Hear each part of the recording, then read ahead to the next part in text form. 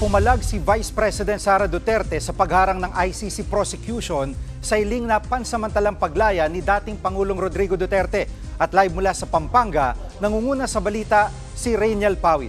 Reynel, nabanggit pa ni VP Sara ang tungkol dito. Hindi raw maintindihan ni VP Sara kung bakit hinarang ng prosekusyon yung hiling na interim request ni dating Pangulong Rodrigo Duterte. Itinanggi ng bise na ginagamit ng ama ang kanyang kapangyarihan at impluwensya laban sa mga testigo ng umano'y extrajudicial killings ng drug war. Wala raw kahit anong ginawa si Duterte sa mga testigo. Kahit nga daw siya, walang impluwensya sa kaso ng ama. Nauna nang tinutulan ng ICC Prosecution Panel ang hiling na pansamantalang makalaya si Duterte dahil hindi pa rin daw tinatanggap ng dating Pangulo at ng kanyang pamilya na lehitimo ang kaso laban sa kanila. May kapangyarihan pa rin daw si Duterte at ang kanyang pamilya na may mga posisyon sa gobyerno. Pwede raw nilang gamitin ito para manakot ng mga testigo. Chigi. At Reynel, nabanggit ba ni VP Sara kung sakaling saan nila planong dalhin si President Duterte kung sakaling mapagbigyan ng ICC ang interim release?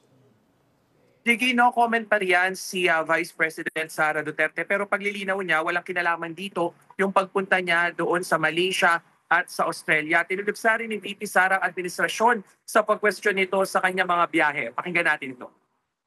Hindi ko alam kung sinasadya nila na ayaw intindihin o talagang bobo lang talaga yung nasa administrasyon. Ilalagay namin doon personal to differentiate it from official.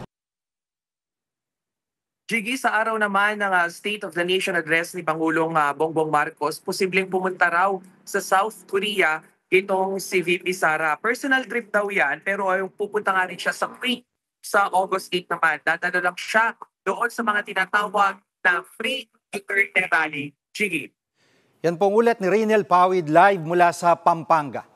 Mga kapatid, Jiggy Manikad po, iba na ang may alam at may pakialam sa panahon ngayon.